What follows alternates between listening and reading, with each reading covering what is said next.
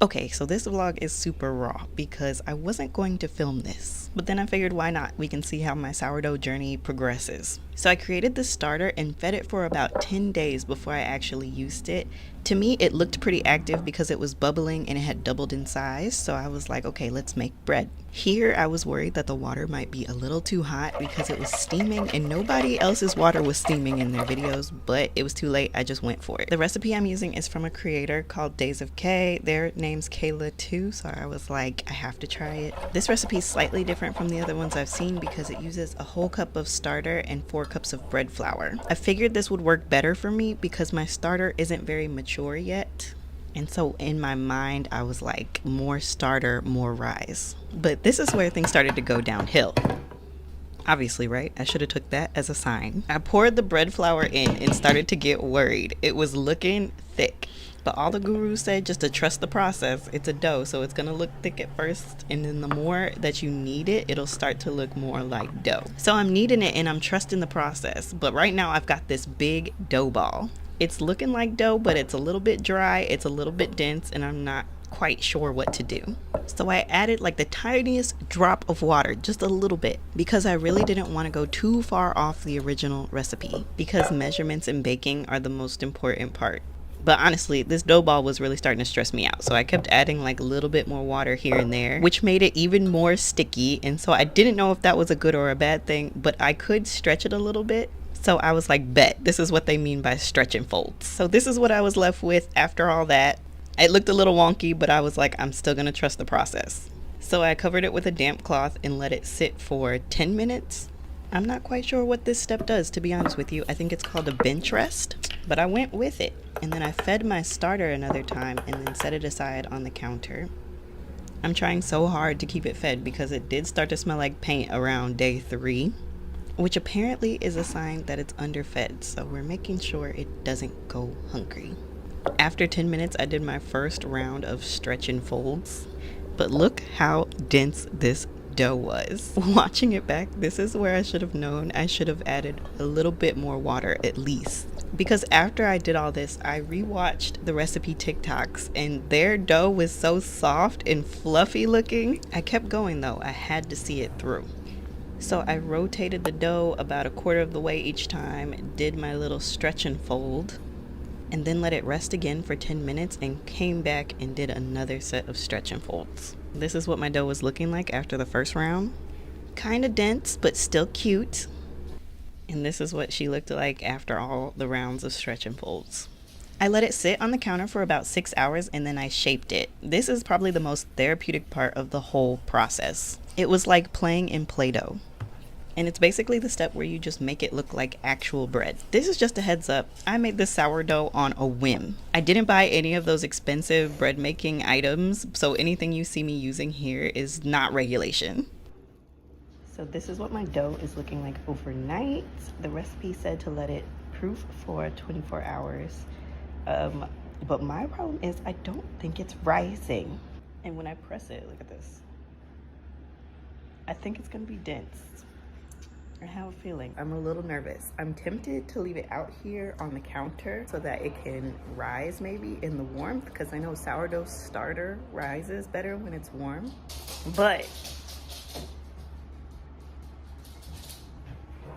okay. Are you finished?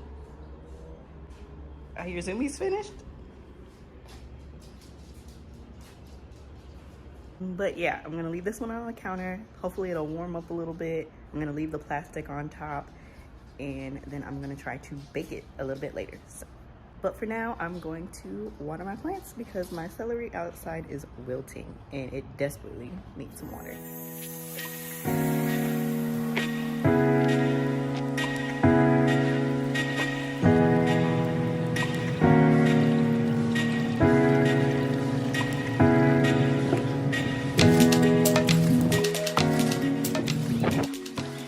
What my celery looks like. I feel like when you're growing things like celery, tomatoes, like anything that has a high water content, they need a consistent watering, like constant. Other things, I feel like herbs and stuff that I have, they don't need as much watering. This is my tomato plants.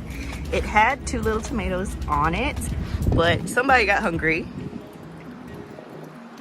Somebody.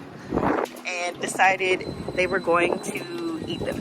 So now we're just gonna wait for some more to bloom, and I'm about to get that watered also. And this is my bell pepper plant. How cute, how cute. I don't know if this is a red bell pepper or not. No, it's green. Cairo, didn't we talk about this? We talked about this. Thank you. And I am very lucky that this part of my balcony does get full sun, so I can grow things in the sun and the shade. I have another pot that I kind of want to put some herbs in. Hopefully some herbs that I can make like different types of sourdough bread with.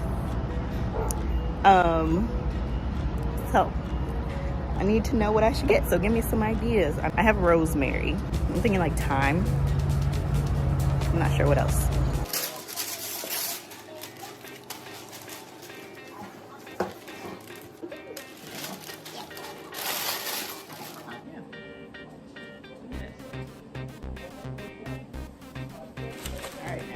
Oh, you crunched it. Oh, that's bad. I'm about to say. Gross.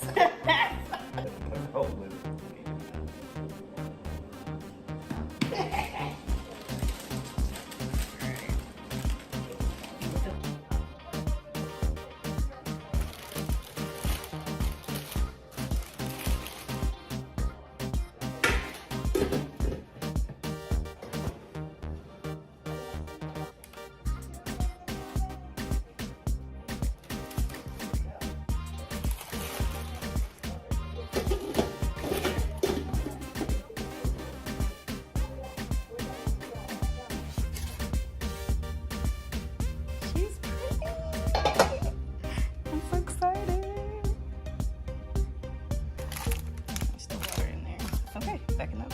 She needs a good cry.